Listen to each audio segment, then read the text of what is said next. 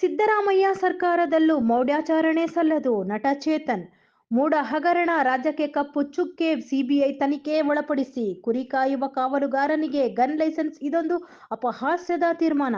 BJP ಸರ್ಕಾರ ಸೋತು ಕಾಂಗ್ರೆಸ್ ಸರ್ಕಾರ ಅಧಿಕಾರಕ್ಕೆ ಬಂದರೆ ಅದರಲ್ಲೂ ಅಹಿಂದ ನಾಯಕ, ಪ್ರಗತಿಪರ ಚಿಂತಕನೆಂದು ಭಾವಿಸಿದ್ದ ಸಿಎಂ ಸಿದ್ದರಾಮಯ್ಯ ಹಲವು ಮೌಢ್ಯಾಚಾರ, ಕಂದಾಚಾರ, ಭ್ರಷ್ಟಾಚಾರದಲ್ಲಿ ತೊಡಗಿಸಿಕೊಂಡು ವಿವಾದಕ್ಕೆ ಈಡಾಗಿದ್ದಾರೆ. ಹಾಗಾಗಿ ಜನಸಾಮಾನ್ಯರು, ಬಡವ, ದಲಿತ ಪರ ಸಿದ್ದರಾಮಯ್ಯ ಬದಲಾಗಿ ಹೋಗಿ ಭ್ರಷ್ಟಾಚಾರಕ್ಕೆ ಕುಮ್ಮಕ್ಕು ನೀಡುತ್ತಿದ್ದಾರೆ ಎಂದು ನಟ ಅಹಿಂಸಾ ಚೇತನ್ ಸಿಎಂ ವಿರುದ್ಧ ಕಿರಿಕಾಡಿದ್ದಾರೆ.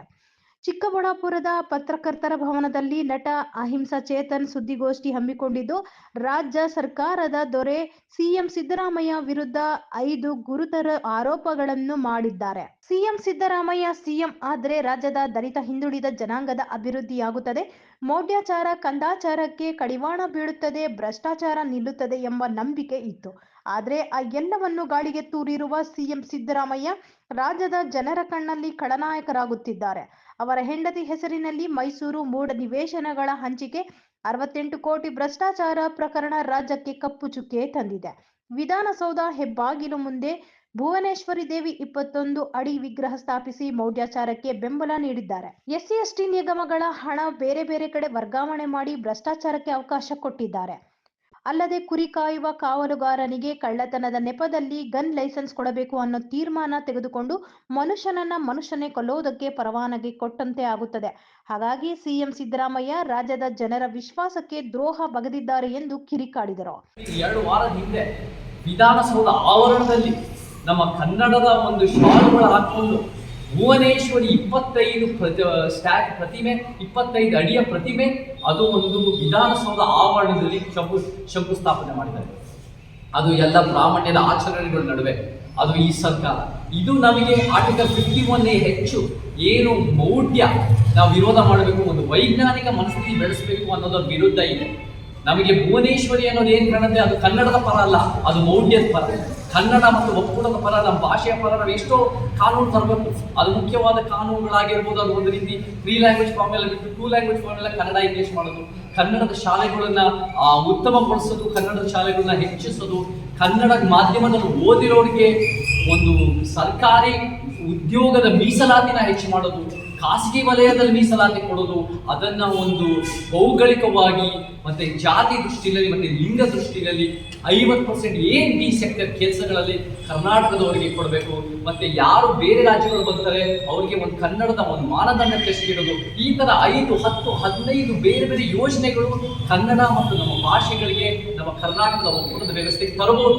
ಆದ್ರೆ ಅದೆಲ್ಲ ತರೋದು ಕಷ್ಟ, ಅದೆಲ್ಲ ತರೋದು ಎಷ್ಟೋ ಜನ ಎದುರಾಗಬೇಕು, ಅದೆಲ್ಲ ತರೋದ್ರಿಂದ ನಿಮಗೆ ಒಂದು ವಿರೋಧ ಬರುತ್ತೆ ಅನ್ನೋ ಕಾರಣಕ್ಕೆ ಅವ್ರು ಬಹಳ ಸುಲಭ ದಾರಿ ತಗೊಂಡು ಈ ಮೌಢ್ಯ ನಮ್ಮ ಮೇಲೆ ನೆಡ್ತಾ ಇದ್ದಾರೆ. ಭುವನೇಶ್ವರಿ ಅನ್ನೋದು ತಂದರೆ ಅದು ಇವತ್ತಿನ ದಿನ ಅದು ಭುವನೇಶ್ವರಿ 25 ಅಡಿಯ ಪ್ರತಿಮೆ ಆಗುತ್ತೆ, ಅದು ಸ್ಟ್ಯಾಚ್ಯೂ ಪಾಲಿಟಿಕ್ಸ್ ಆಗುತ್ತೆ.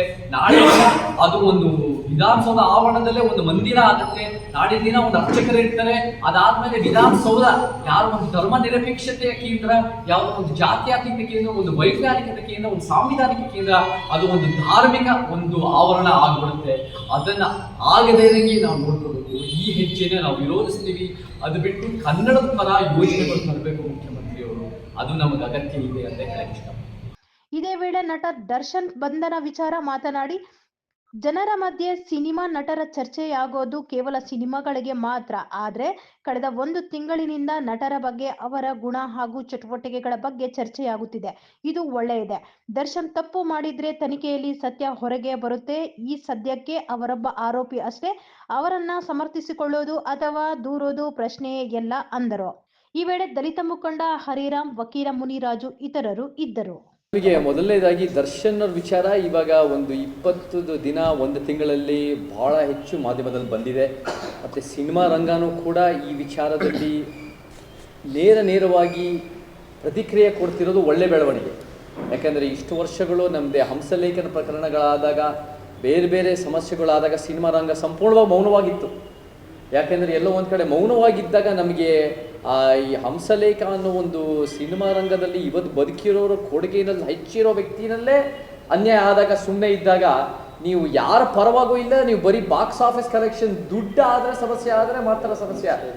ಈ ಎಷ್ಟೋ ಒಂದು ಯುವರತ್ನ ಅಂತ ಸಿನಿಮಾದಲ್ಲಿ ಕೋವಿಡ್ ಸಂದರ್ಭದಲ್ಲಿ 50% ಅಂತ ಆದಾಗ ಎಲ್ಲರೂ ಬೊಬ್ಬೆ ಹೊಡೆದ್ರು. ಆದರೆ ಅನ್ಯಾಯ ಅಂತ ನಿಜವಾದ ಅನ್ಯಾಯ ಆದರೆ ಮೌನವಾಗಿರ್ತಾರೆ. ಸೊ ಈ ಸನ್ನಿವೇಶದಲ್ಲಿ ದರ್ಶನ್ ವಿಚಾರದಲ್ಲಿ ಅನೇಕರು ಮಾತಾಡ್ತಿರೋದು ಒಳ್ಳೆ ಬೆಳವಣಿಗೆ. ಪ್ರತಿಯೊಬ್ಬರಿಗೂ ಅವ್ರಿಗೆ ಪ್ರತಿಕ್ರಿಯೆ ಕೊಡೋ ಹಕ್ಕಿದೆ, ಪ್ರತಿಯೊಬ್ಬರು ಅವರ ಅಭಿಪ್ರಾಯ ವ್ಯಕ್ತಪಡಿಸೋದು ಹಕ್ಕಿದೆ. ನಮ್ಗೆ ಇವತ್ತಿಗೂ ದರ್ಶನ್ ಒಂದು ಆರೋಪಿ, ಅಪರಾಧಿ ಅಲ್ಲ. ಆದರೆ ಆರೋಪಗಳು ಭಾಳ ಗಂಭೀರವಾಗಿದೆ. ಆರೋಪಗಳು ಅದು ಪೊಲೀಸು ಹೇಳಿರೋದು ಮತ್ತು ಮಾಧ್ಯಮದಲ್ಲಿ ಹೇಳಿರೋದು, ಅದನ್ನು ಸೀರಿಯಸ್ ಆಗಿ ತಗೋಬೇಕು.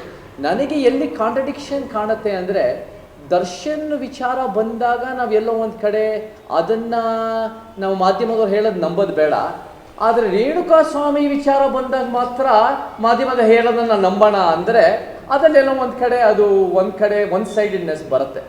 ಆದರೆ ಆರೋಪಿಯಾಗಿರೋದ್ರಿಂದ ಅಪರಾಧಿ ಅಲ್ಲ ಅನ್ನೋ ಕಾರಣಕ್ಕೆ ನಾವಿನ್ನೂ ಯಾರಿಗೂ ಕೂಡ ಸತ್ಯ ಏನು ಅಂತ ಗೊತ್ತಿಲ್ಲ.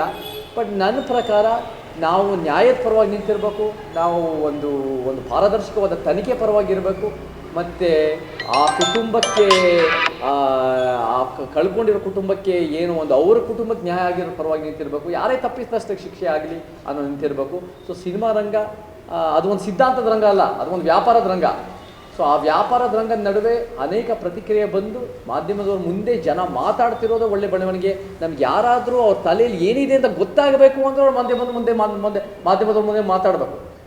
ನಮ್ಮ ಪ್ರಧಾನಮಂತ್ರಿ 10 ವರ್ಷದಿಂದ ಈ ಥರ ಒಂದು ಪ್ರೆಸ್ ಮೀಟ್ ಮಾಡಿಲ್ಲ, ಅವ್ರ ತಲೆಯಲ್ಲಿ ಏನಿದೆ ಅಂತ ನಮಗೆ ಗೊತ್ತಿಲ್ಲ.